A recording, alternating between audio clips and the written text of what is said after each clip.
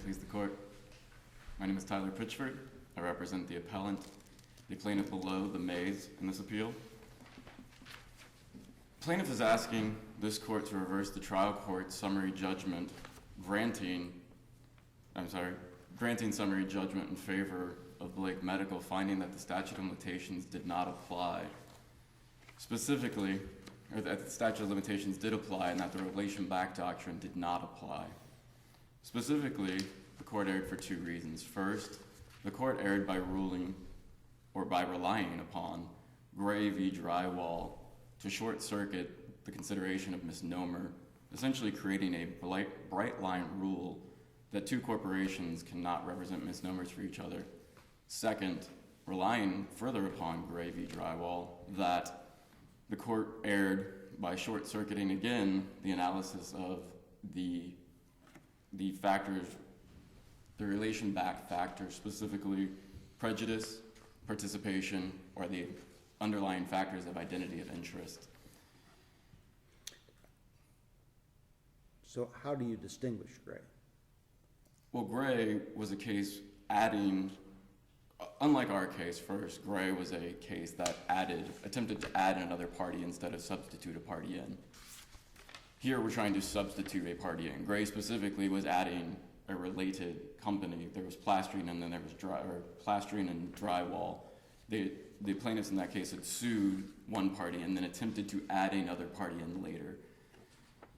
That is not the scenario in this case. In this case, we had sued, had been sued was Blake Medical Center Auxiliary, and we'd substituted in Blake Medical Center. Well, the substitution, though, was with a stipulation that no one was conceding that this was a proper party to add at that point in time. I mean, it's only by virtue of the fact that they're dropping one, and if they could have added this party and then later on dropped the auxiliary, I suppose. Wouldn't it procedurally been the same spot?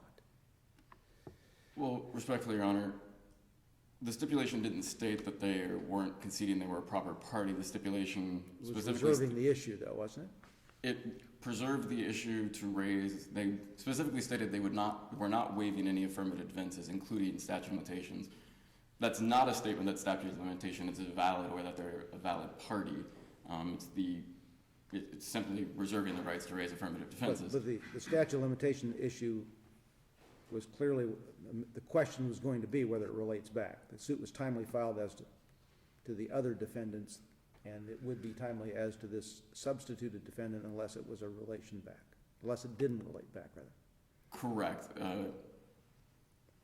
Blake Medical Center, Blake Medical, was sued, was amended to the complaint, amended into this case after the statute of limitations is run, yes. And without the relation back doctrine, no, they would not relate back.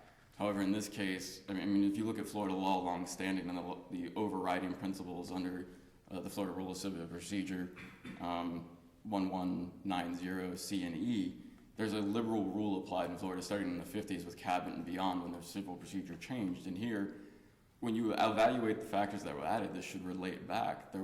All the factors are met here. You have no prejudice. There's been no assertion of prejudice in this case. No assertion of prejudice here, right? None at all. No, not below, not on appeal, nowhere. See, actually, it seems to me the focus on these misnomer cases, and particularly as written by Judge Lawson in the case that your firm was involved in, the Rayner versus Aircraft, the focus seems to be whether the original defendant lulled the plaintiff into believing that he'd sued the correct party until after the statute of limitations had expired. Is that what you're alleging here, that you were lulled?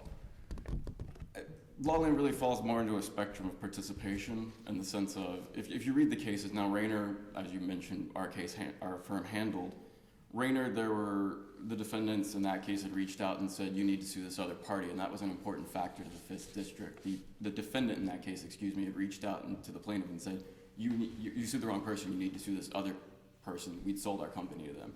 Now they were related, but lulling in the sense of participation, did one party step into the shoes of another and direct?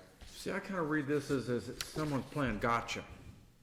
They know that they know that you've sued the wrong party. They're just sort of laying out there, they put just enough in their pleadings, which you've kind of alleged here. They put just enough in the pleadings, or, you know, but not enough to put you on notice, enough to sort of raise the issue, and that they kind of lay back, conduct discovery, and then when the time is run, they kind of go, oops, you got the wrong guy here. Is that what happened here? The record on appeal here shows that the first time that the auxiliary mentioned who they actually were was in the statute of limitation, or when they filed their motion for summary judgment, stating, you've sued the wrong party, we're candy stripers, there's an affidavit, we have nothing to do with the hospital. That's the only record evidence. Beyond that, the only other evidence in this case, which was relied upon by Blake Medical to state that there was notice or that there was no concept of notification, was that there was one affirmative defense that stated you've sued, or we're not a proper party to this appeal. That's it, which is at best an ambiguity. Well, you've got a first affirmative defense, not a proper party to this action. You have a third affirmative defense. They're not agents or employees. I guess my question is, at this point, who's supposed to pick up the phone and say, what's going on? Ideally, both. Does that put you on an obligation to, you know, pick up the phone and see what's going on? Or does the candy striper lawyer have to call you up? Because it seems to me that the affirmative defenses do, at a minimum, send a shot over the bow.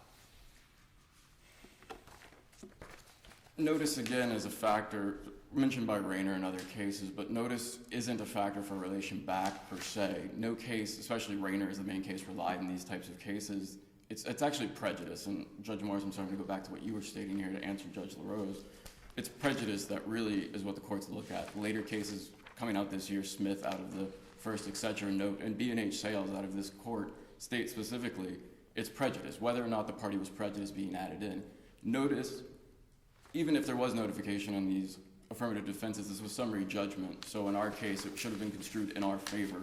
And I am correct, excuse me, we don't have in the record what may or may not have been communications between counsel. We have nothing but supposition and speculation on what happened in the record. And following up on that, then, Yes, sir. this is, one possible distinction of gray is that this is a med mal case, and therefore there were conditions precedent where you had to make pre-suit claims that were rejected. Do you know whether the pre-suit claims were made to the auxiliary or anything about the pre-suit claims? I mean, the complaint alleges that they've satisfied this. I don't know whether the other side said I don't know whether they admitted or denied that, to be honest. I'm not sure, Your Honor. Honestly, the what happened in there in regards, I mean, all the communications between the parties aren't in the record here. It just sort of seems to me that if you send pre-suit notification about a med mal case to the auxiliary, you're going to get an answer back about why are you sending us to this? What are you talking about? When that's what you would expect in this case, and one of the factors that should have been considered below is why was the auxiliary here participating? We know for a fact there's 115 discovery requests sent out, yet what was told to the trial court was there was no discovery sent by the auxiliary. Both parties agreed. Both the Mays and Blake Medical agreed the auxiliary had nothing to do in this case, but 115 requests went out.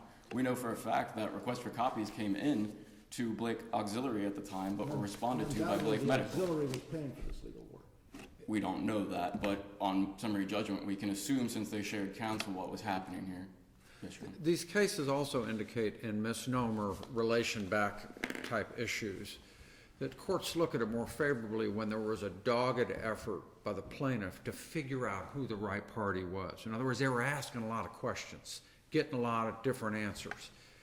I didn't really see any of that in your case. I didn't see there was a real effort to dig into it. What I saw instead was you sued the wrong party, and yes, discovery kind of went on by the same lawyer, and there was discovery that went on, and that you at least had some inquiry notice and pleadings and otherwise, but there was no dogged effort to figure out who the party was. Have I misunderstood this?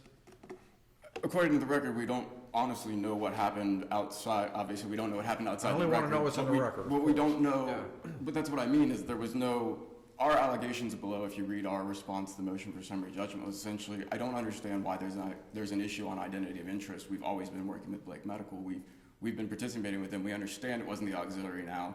It's been Blake Medical. Why are we even having this discussion? And that's really what seems to have come down here was the plaintiffs were working, they saw the discovery going out, whatnot, they saw these filings, they agreed to stipulate the party in, to stipulate Blake Medical in. They obviously didn't think, oh, I'm gonna let you in so I can let you out. It doesn't make any sense. The problem here is, I mean, really what it comes down to is we've got the factors as I mentioned, and Judge LaRose, But that was pleading them in, I'm assuming was a response to a request to make the amendment to plead them in. There's a stipulation, we don't know how it got, where it started. The stipulation is interesting in the sense, we have the stipulation that says we're gonna let them in. There was some discussion at the hearing about, we reached out, not we, the parties had stipulated to get it, to handle this because Blake Medical didn't want to have to file an amended complaint and Blake Medical have to file a motion to dismiss that complaint, to short circuit and get the ball moving. We don't know which parties were the impetus for that, or regardless. We do know that at the same time the stipulation was entered that there are 4 signature blocks, but 6 parties, two parties being the Mays, 2 parties being Blake Medical and Blake Auxiliary, and then the 2 other parties being the doctors, showing simultaneous representation by counsel, and at the time that there was a shared interest between Blake Auxiliary and Blake Medical at the time the stipulation was entered into. And it simply makes no sense why Blake Auxiliary would try to reserve a statute of limitations defense for one themselves if they're being let out of the case. So they obviously were reserving it for Blake Medical, but why? If they're unrelated parties, which is what's been contended at this point and below, why would you reserve that defense? And I wanted to go back to your point on the affirmative defenses for a moment.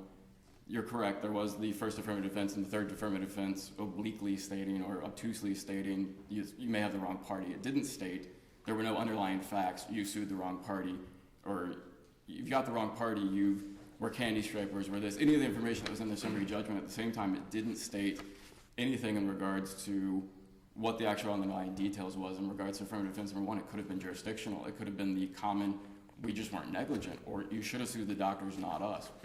All of those inferences have to be construed in our favor on summary judgment, but at the same time, there were 7 other affirmative defenses included, or 8 other, with those 8 other affirmative defenses that were nearly identically copied by Blake Medical when they filed their amended answer. The overlap there shows that there was participation. We also know, I mean,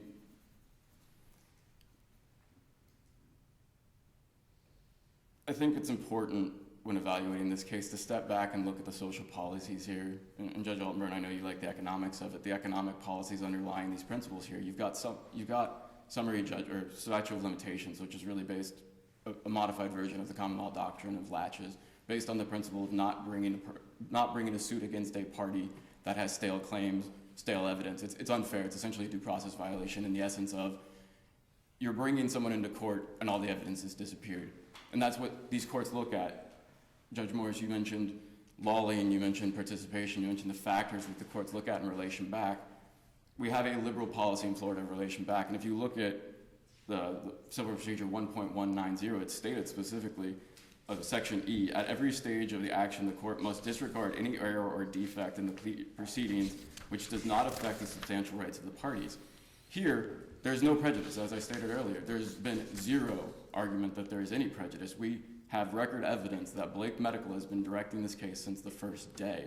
How can a party claim to be prejudiced when they have been participating from day one? Why would Blake Auxiliary request medical records from providers that they had no dog in the fight?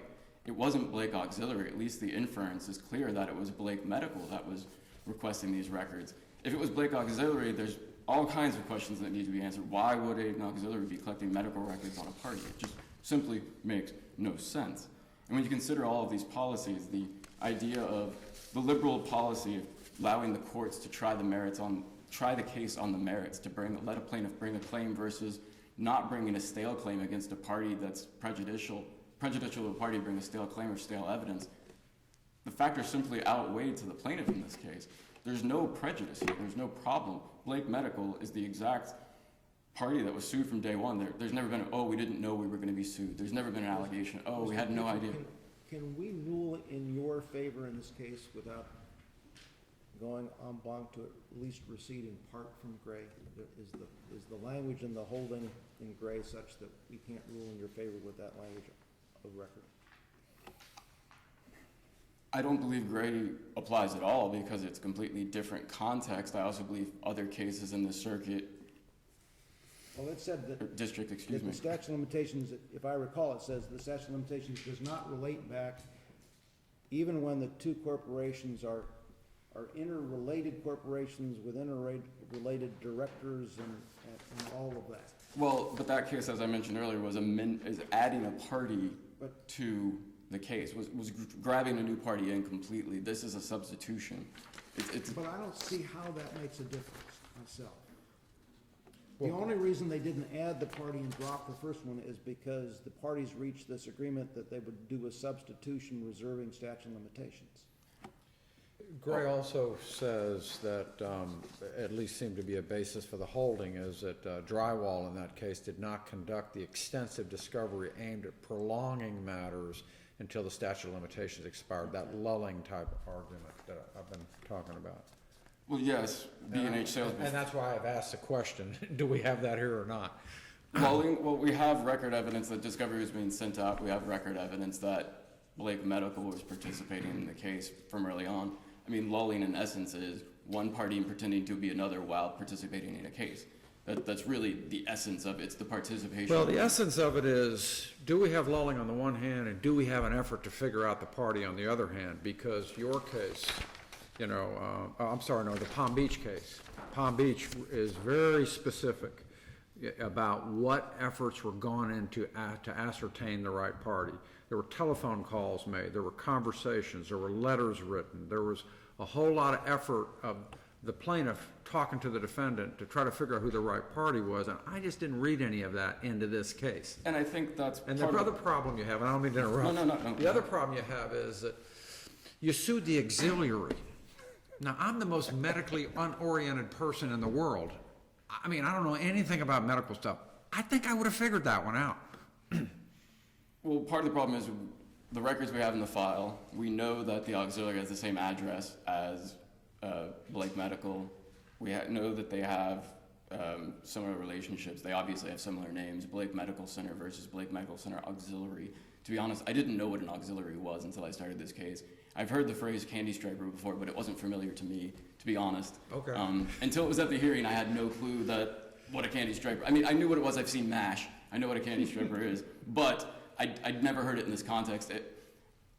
To be honest, I thought the auxiliary was an umbrella corporation, and then I started reading the facts and thought, oh, okay, well now I understand. And I can see where people are coming from there, but they're one word difference, and they are the same corporation, and they responded with an answer, which allowed the party to think, hey, you know, maybe we do have the right person here, and if they worked it out below, we don't know, which is one of the main issues in this case. We have no clue. The record isn't developed enough because the Pitchford, if court... we're gonna save you some time for rebuttal, we need to make you sit down. Thank you. I'll reserve the rest of my time for rebuttal. Yeah, you've got, I'll save you 3 minutes. Thank you.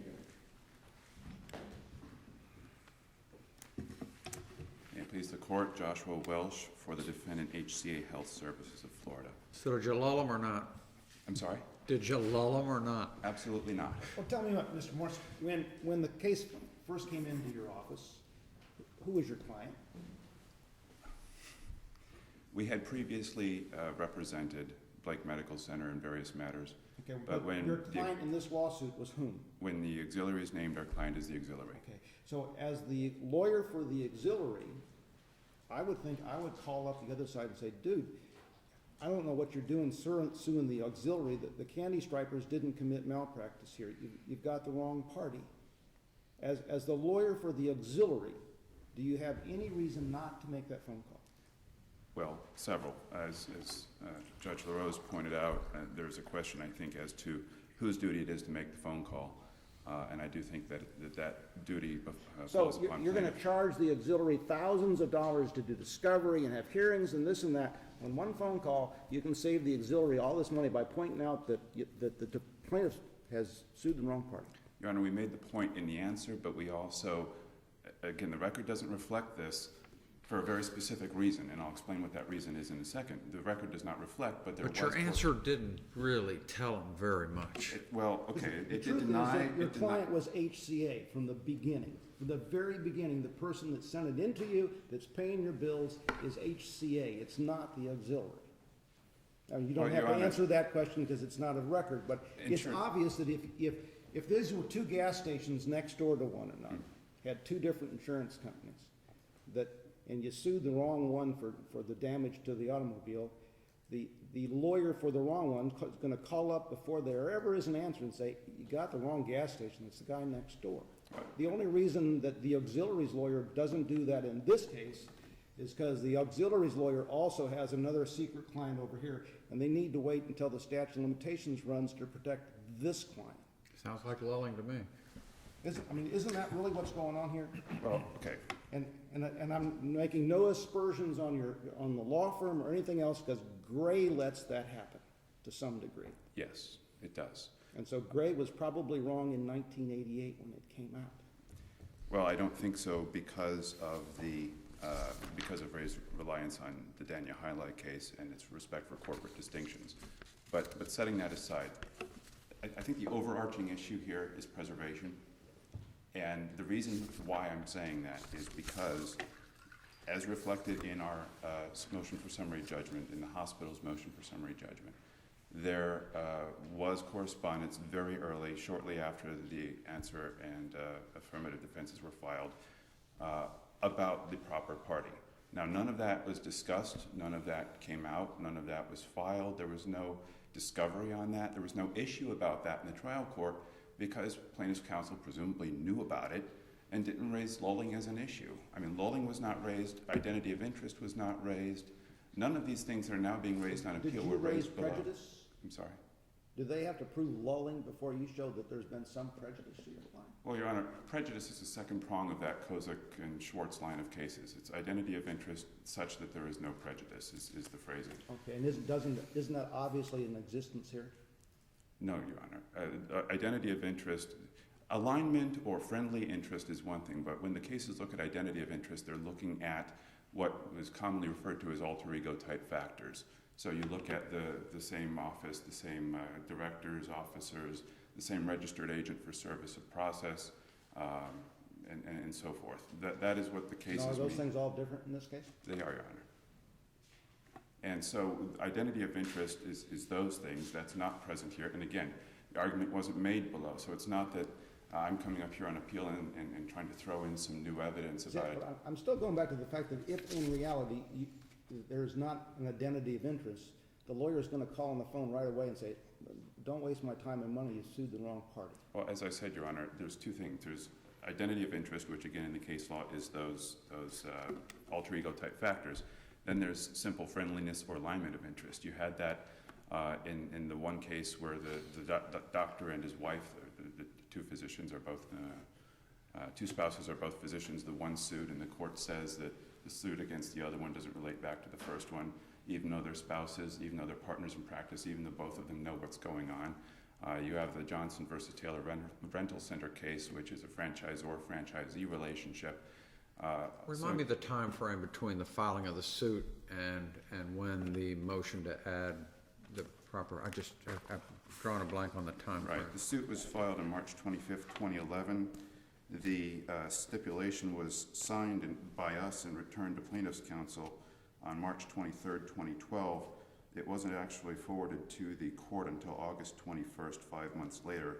And then the court entered an order on stipulation, dated on the order August 23rd, 2012, and filed on a different date.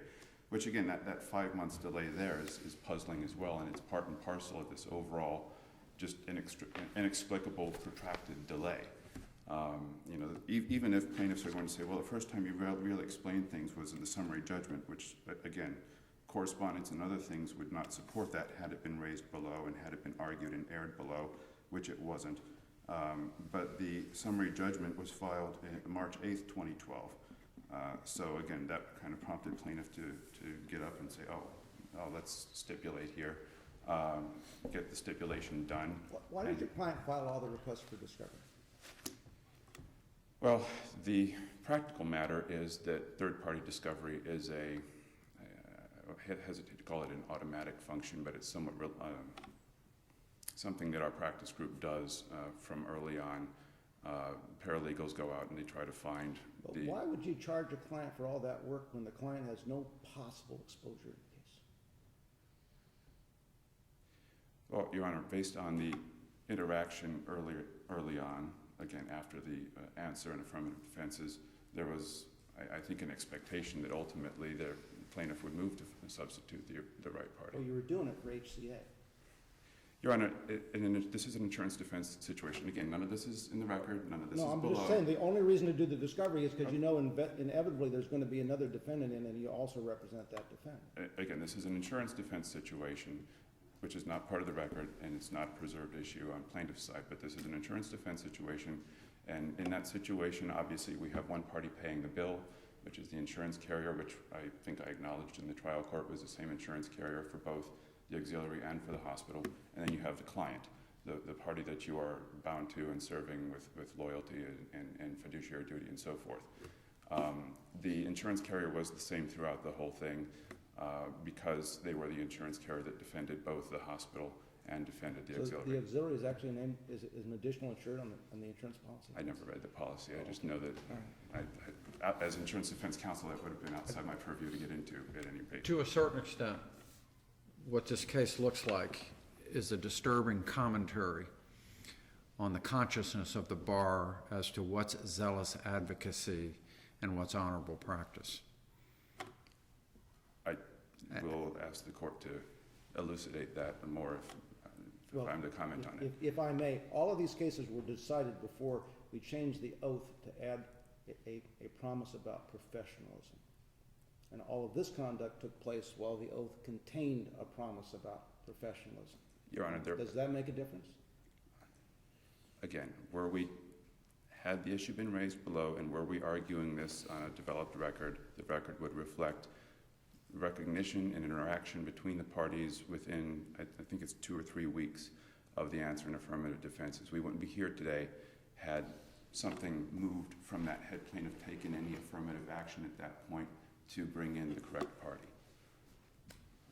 So, you know, if this was indeed a case where we hid in the bush, as is said in the Galuppi versus Veal case, where we, you know, we're just, you know, ready to pounce, I probably wouldn't be standing here making that argument. But the truth of the matter is that the delay was simply inexplicable. There was the affirmative defenses, there was the initial communications, there were some follow-up communications, and then months and months and months went by with nothing, at which point we said, okay, well, let's move for summary judgment on behalf of the auxiliary and get this thing moving. And that's when the stipulation was submitted, and again, waited 5 months to have it filed. So I don't think that there's a professionalism issue here, Your Honor. What there is an issue of, as I said, is inexplicable delay and also lack of preservation. The Landers case and the Landers case specifically says that when the defendant raises a statute of limitations defense and proves that on its face, the burden falls on the plaintiff to then come in and explain why that doesn't apply, why that shouldn't bar the case. We raised that defense. We proved it by reference to plaintiff's own deposition testimony showing knowledge of potential negligence, essentially immediately with the visit to the hospital.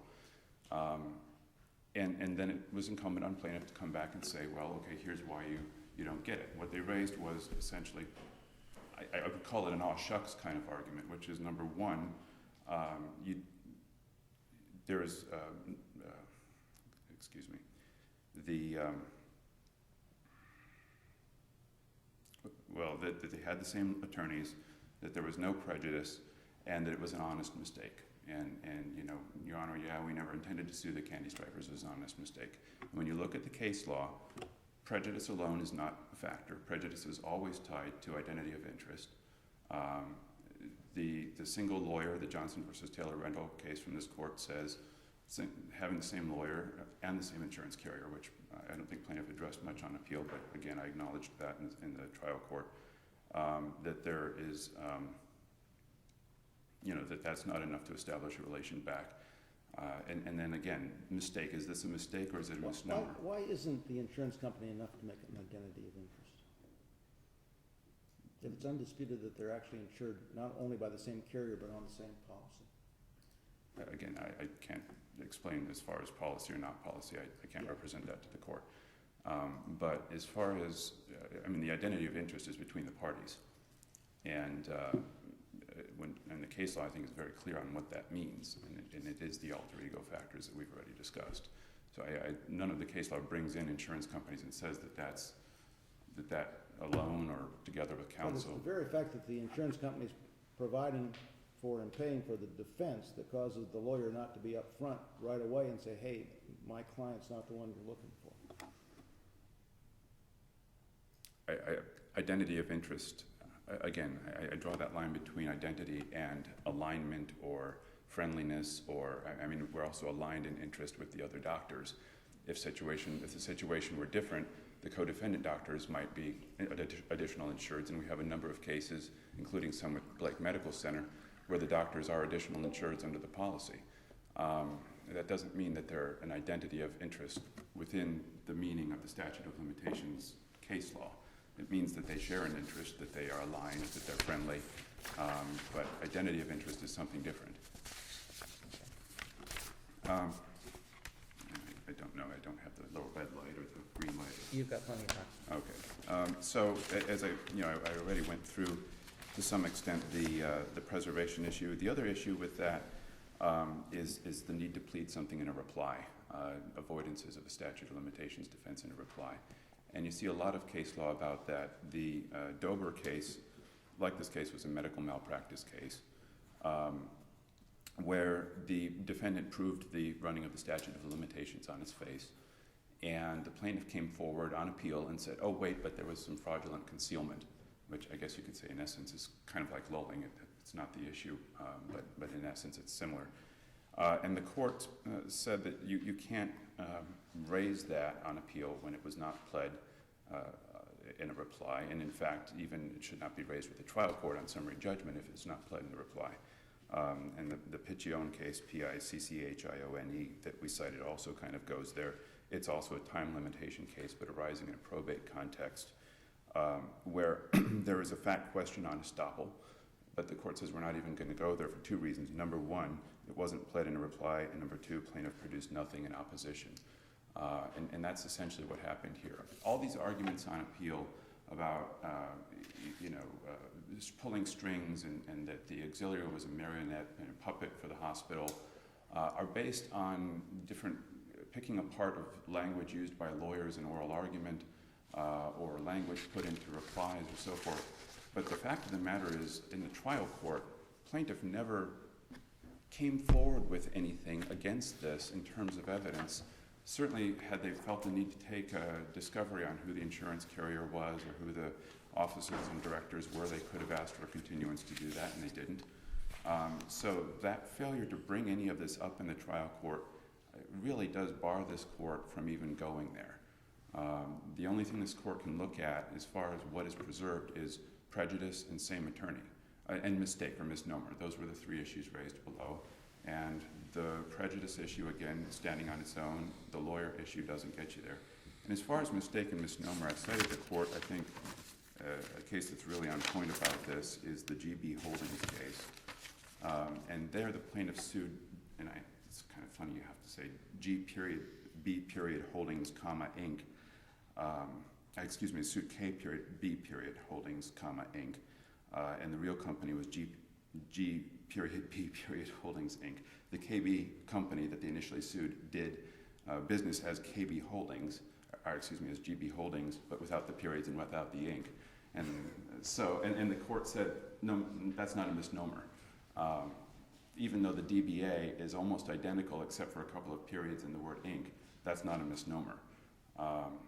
And so, if in that case that's not a misnomer, how an auxiliary is a misnomer, and I agree with Judge Morris that the very word itself, even if you don't even know what that is, you kind of look at it and go, wait a minute, what is that? And apparently that didn't happen with plaintiff in this case. I won't go too much into identity of interest, other than as I already have. Plaintiff did concede below that there was no concern regarding identity of interest, and more importantly, that the auxiliary quote is not associated with the Blake Medical Center hospital emergency room. That was written into their response to our motion for summary judgment. So even if you're talking about alignment, and I think anyone would agree that a volunteer organization helps the hospital. But plaintiff below said there's no connection between the auxiliary and the ER where plaintiff was treated. So again, you have that preservation issue. The documents that we presented to the court only defensively on appeal, again, because arguments are being raised that were not preserved, show a lack of identity of interest between the auxiliary and the hospital, lack of any corporate overlap. And you know, plaintiff criticizes that, but that, again, we're not raising that as some brand new ground for statute of limitations defense. We're only raising it in basically to rebut an argument that was raised for the first time on appeal. On the issue of Gray, and Judge Altenberg, you questioned whether or not you would have to rehear Gray, or rehear this case en banc to decide whether or not to overrule Gray. I think there's two issues, two potential conflicts one could look at with Gray, neither of which is a conflict. The first is the conflict, the supposed conflict that was raised by plaintiff with the Arnwine decision, because the Arnwine decision does quote some of that language from prior cases, from the Kozak line and the Schwartz cases and all of that. And the issue with Arnwine was that initially, or which way, I forget which way it went, but basically the two defendants, the two companies at issue had merged. And there's a statute that says when you merge, you buy the liabilities of the prior company. And not only that, but you can substitute the new company in place of the prior company in litigation. So the court cited that identity of interest and prejudice language, but didn't really need to. In fact, court even said, I think something like we question whether there really is a need to go down the misnomer road in this case, because the statute says that they're now the same company. So I don't think there's a conflict with Arnwine because the facts are different, because they're not irreconcilable. As far as the Kozak and Schwartz and those lines of cases, there is a conflict, but I don't think it's determinative here. Gray found that there was no corporate identity of interest, again relying on the Danya Highlight case, and it said knowledge and lack of prejudice is not enough. The Kozak and Schwartz line of cases says that you need to have both identity of interest and lack of prejudice, and I don't think there's any case that in that line that says lack of prejudice alone is not enough, but I mean you can certainly infer that. So the question that what really boils down to with Gray versus the other cases is what's going to be your corporate identity of interest? What are you calling a corporate identity of interest? That's where the conflict lies. And the issue in this case is that under either standard, there is no corporate identity of interest because, again, there's no overlap in officers, directors, et cetera, no overlap in registered agent or attorneys. There is of the attorneys, but there's no overlap in registered agent and so forth. So whichever way you go, is there a conflict? In terms of how the law is elucidated in the cases, yes. But as far as applied to the facts of this case, no, because under the Kozak and Schwartz line of cases, it would be the same outcome anyway. Okay, you need to begin to wrap it up here. Well, I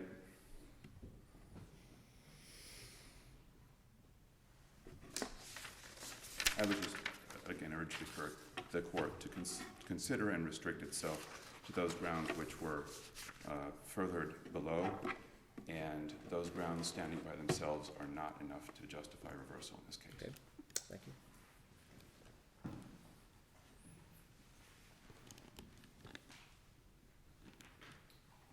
Mr. Pitchford, your opponent says that these issues are really not adequately preserved by what went on in the pleadings and in the motion that resulted in the order on appeal.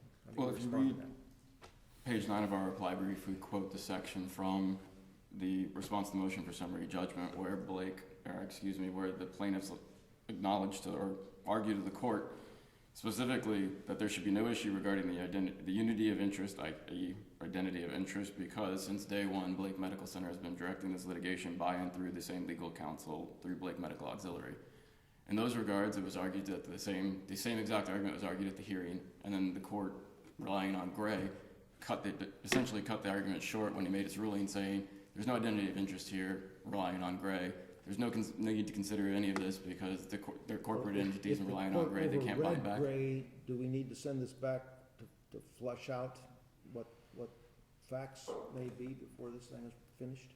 We would respectfully request that you reverse and remand for entry of summary judgment in the plaintiff's favor, and the alternative that you send it back to get the record developed in regard to this. If there's more needs to be entered in the record to litigate, to find out what the prejudice versus notice is. We don't know. It's simply not there. It's all supposition at this point. We have no clue if notice was provided and then there was other things happening. It's just not there. Third, if the court does find gray is still good law in this district, that we'd ask that it be reversed or at least certify conflict so that it can be resolved. Gray is an anachronism. As the trial judge even noted below, there's no cases relying on gray, no cases citing to gray. Gray stands alone. Every other district and every other case on point in these regards to corporations and these factors finds the exact opposite result of what gray, or at least what the trial court felt gray required. And if you look at the overreaching policies that we talked about before, or I talked about earlier, it simply doesn't make sense in this day and age. We have a liberal policy of relating things back, of relating cases back and trying cases on the merits. There's no prejudice here, none, zero. It just simply makes no sense to let Blake Medical out of this case, especially when we have no record explaining why they should be. And for all those reasons, we'd ask that you affirm, or reverse the summary judgment. Please don't affirm. Thank you. Good case, interesting. Thank you. We're gonna take about a 10-minute break, and when we come back, we'll pick up